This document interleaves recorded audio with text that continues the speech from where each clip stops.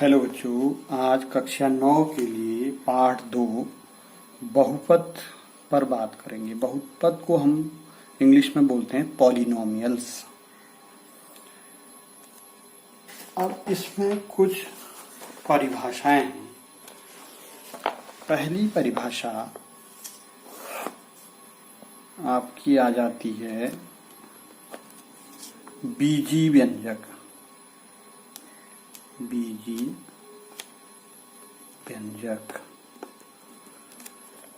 चर और अचर राशियों के योग, अंतर और गुणन, भाग इत्यादि के संयोग से बने पद को बीजी व्यंजक कहते हैं। चर व अचर राशियों के योग,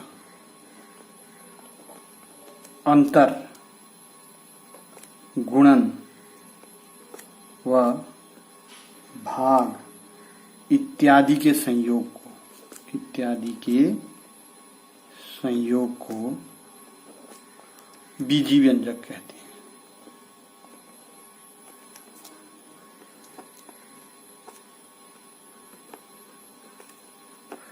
अब इसमें आपके समझ में ये नहीं आ रहा होगा कि चर क्या है और अचर क्या है। इस बात को मैं क्लियर करता हूं आपके लिए। देखिए, चर का मतलब है जिस चीज को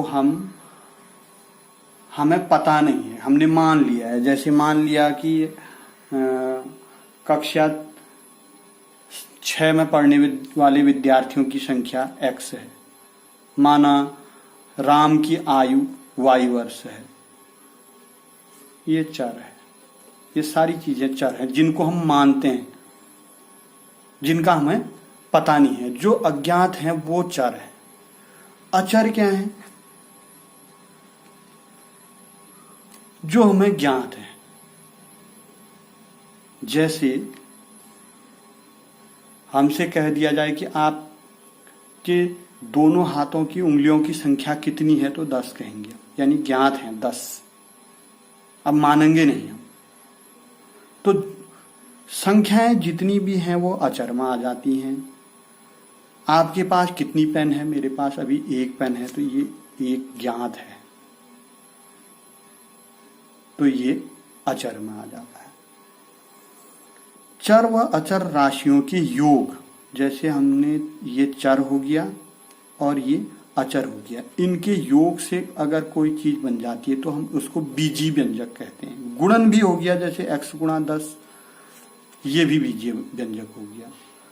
भाग हो गया x/10, ये भी क्या हो गया? बीजी व्यंजक हो गया। 10/x, ये भी बीजी व्यंजक हो गया।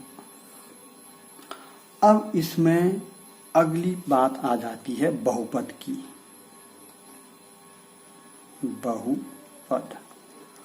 बहुपद ऐसे बीजी व्यंजक को बहुपद कहते हैं जिसमें 3 क्वालिटीज होती है। नंबर 1, चर राशि का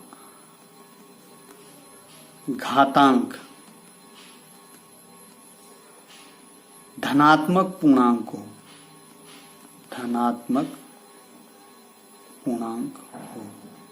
नंबर 1। नंबर 2, पदों की संख्या निश्चित हो।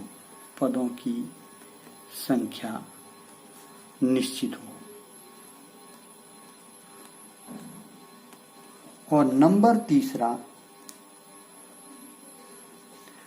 प्रत्येक पद में चर राशि का गुणांक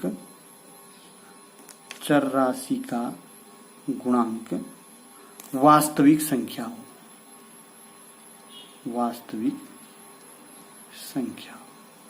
यानी बीजी व्यंजक को ही हम बहुपद कहेंगे, लेकिन उसके अंदर ये 3 विशेषताओं को ढूंढेंगे।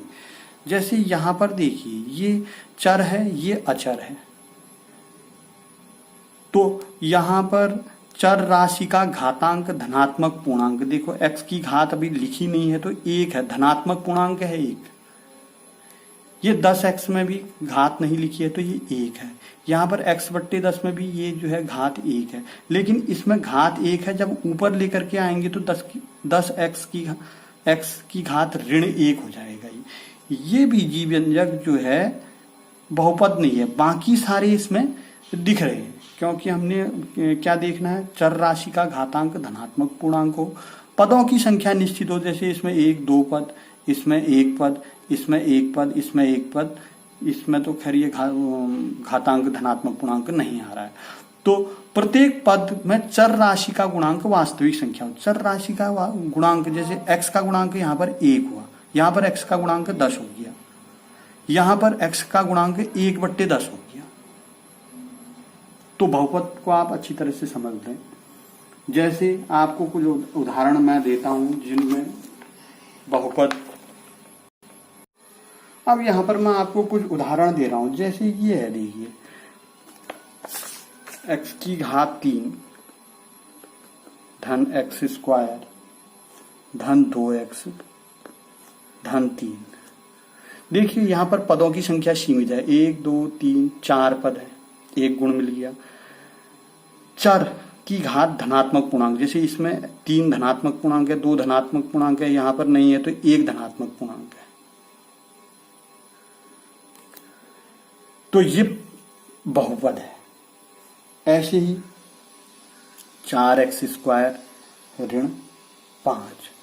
और एक विशेषता और देखो, इसमें चर की जो घातांक है, प्रत्येक पद का जो गुणांक है, गुणांक जो है वो वास्तविक संख्या है। इसमें x³ का गुणांक 1, x² का गुणांक 1, x का गुणांक 2। तो चर का जो गुणांक है वो वास्तविक संख्या भी होना चाहिए। इसके बाद जैसे ये है, यहाँ पर x² का गुणांक 4 है, x की घात 2 है जो कि धनात्मक पूर्णांक है, इसलिए ये भी क्या है, बहुपद है। अब मैं एक आपको बहुपद नहीं है वो दिखा रहा हूं आपको। ये बहुपद नहीं है। ये बहुपद इसलिए नहीं है क्योंकि यहां पर तो ठीक है x की घात 2 है, इसको जब हम सॉल्व करते हैं तो x की घात 2, x की घात ये ऊपर आकर के ऋण 2 बन जाता है, ये धनात्मक पूर्णांक नहीं है, इसलिए ये बहुपद नहीं है। तो बहुपद का एक व्यापक रूप है, इसको हम px कहते हैं, ऐसा रूप है बहुपद का व्यापक रूप। ये व्यापक रूप है, a0 plus a1x plus a2x², ऐसे चलते चलते an x की घात n हो जाएगा। ये व्यापक रूप है, इसी से ये बहुपद सारे निकले हुए हैं। a0 की जगह अगर हम यहाँ पर देखें तो 2 है, नहीं a0 की जगह 3 है। देखिए a0 की जगह 3 है, a1 की जगह 2 है, a2 की जगह 1 है और a3 की जगह 1 है। इसकी तुलना अगर इससे करेंगे तो ऐसा ही है। ये व्यापक है, मतलब इससे ही सारे बहुपद निकले हुए। अब बहुपद के प्रकार हैं। बहुपद के प्रकार जो हैं, एक पदी भी होते हैं बहुपद। एक पदी का मतलब जिसमें केवल एक पद है, एक पदी। जैसे यहां पर मैं अगर 2x लिख दूं तो ये एक पदी बहुपद है, एक ही पद है इसमें। द्विपदी, द्विपदी का मतलब जिसमें 2 पद हैं, जैसे ये 2 पद वाला बहुपद है, जिसमें 2 पद हैं वो द्विपदी हो गया। ऐसे ही त्रिपदी, बहुपदी, त्रिपदी और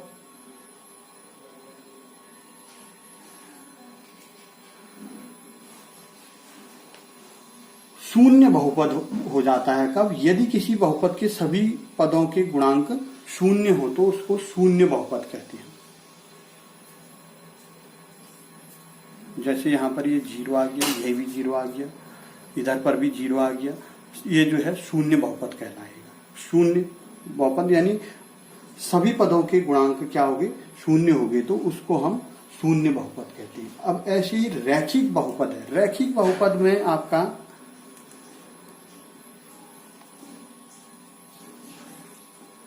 रैखिक बहुपद में चर की घात 1 होनी चाहिए, उसको हम रैखिक बहुपद कहते हैं। ऐसी द्विघात बहुपद है जिसमें चर की घात जो है वो 2 होगी तो उसको द्विघात कहेंगे, जैसे ये द्विघात बहुपद है।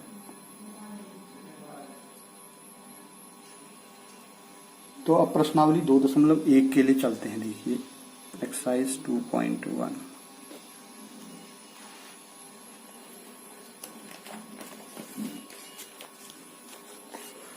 निम्नलिखित व्यंजकों में से कौन कौन एक चर में बहुपद है और कौन कौन नहीं है, कारण सहित अपने उत्तर दीजिए। जैसे एक कौन कौन से चर बहुपद हैं और कौन कौन से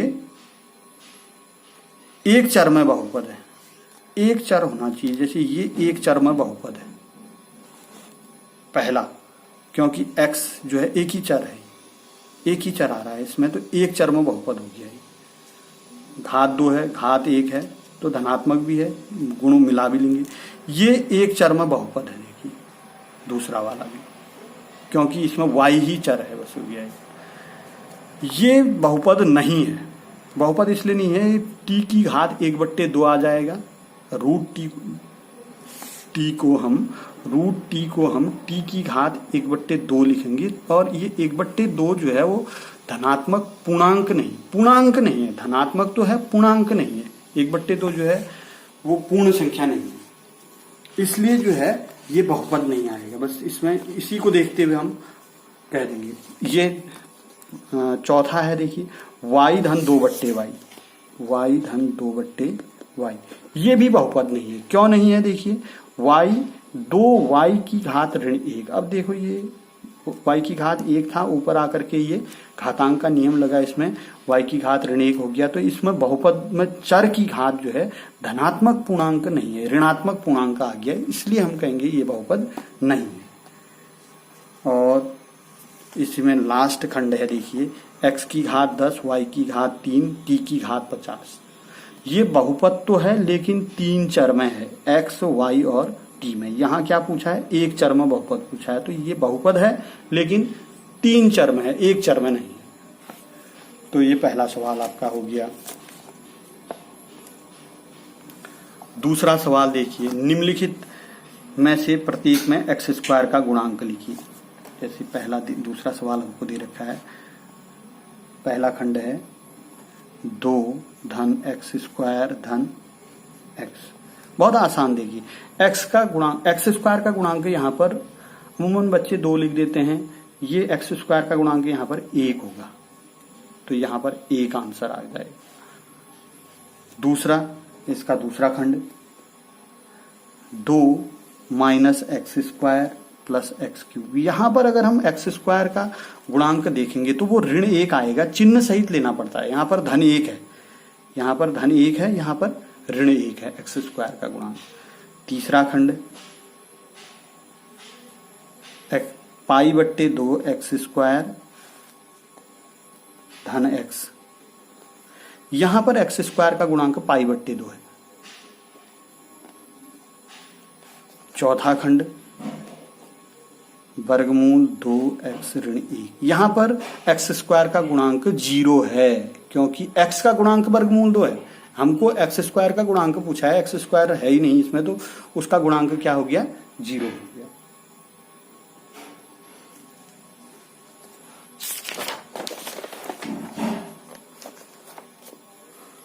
तीसरा सवाल देखिए, 35 घात के द्विपद का और 100 घात के एक पद का एक एक उदाहरण देना है। 35 घात का द्विपद और 100 घात का एक पद। तो द्विपद का जो उदाहरण होगा वो ये होगा ax⁻n + b, ये द्विपद है। अब 35 घात है तो यहाँ पर 35 रख देना है, बस हो गया। ax⁻35 धन b। a और b के मान आप कुछ भी रख सकते हैं, 2 रखें, 3 रखें, 3 रखें, 4 रखें, कुछ भी रख सकते हैं यहाँ पर a और b के मान, यानी 2x⁻35 धन 4। ये किसी का आंसर कुछ अलग भी हो सकता है यहाँ पर लेकिन x⁻35 ही आएगा, क्योंकि 35 घात का द्विपद पूछा है इसने। दूसरा, 100 घात का एक पद। 100 घात का एक पद जो है आपका 100 घात का, वैसे एक पद का उदाहरण, ये व्यापक उदाहरण ये होगा ax⁻n। अब 100 घात बनानी है तो यहाँ पर आपने 100 रख देना है, ax⁻100। यहाँ पर a का मान कुछ भी रख सकते हो आप, 2, 3, 4, 5, ऋण 2, ऋण 3, ऋण 4, कुछ भी। तो ये 35 घात का 2 पद और 100 घात का 1 पद। ये अलग अलग आंसर भी हो सकते हैं आपके। प्रश्न नंबर अब इसके बाद 4 आ रहा है। निम्नलिखित बहुपदों में से प्रत्येक बहुपद की घात लिखिए। हाँ, घात बतानी है। घात के लिए हम चर की जो अधिकतम घात है उसको ले लेते हैं। चर की जो अधिकतम घात है उसको हम ले लेंगे। जैसे हमारे पास पहला उदाहरण है 5x³ धन 4x² धन 7x। इसमें चर की घात 3 देखिए, चर की घात 2, चर की घात 1। तो अधिकतम घात कितनी है? 3 है। तो आंसर हो गया ये घात 3 है भाई, घात इसकी 3 है। जैसे दूसरा है इसी में 4 ऋण y²। बस y की घात देखनी, y की घात 2 है तो घात 2 हो गया। तीसरा 5t माइनस √7। t की घात 1 है तो घात 1 हो गया। 3, खाली 3 पूछ दिया। अब इसमें घात जो है ही नहीं, यहाँ पर 3 हुआ, ये 3x की घात 0। वैसे ये घात जो है 0 हो गया, घात 0। अभी मैंने शून्य बहुपद बताया था ना आपको, तो घात 0 वाला बहुपद है। 5वां, बताइए निम्नलिखित बहुपदों में से कौन कौन बहुपद रैखिक हैं, कौन कौन द्विघाती है और कौन कौन त्रिघाती है। यहीं पर बता दे रहा हूं मैं। देखो, ये द्विघाती है, इसमें 2 घात है। ये त्रिघाती है, ये द्विघाती है,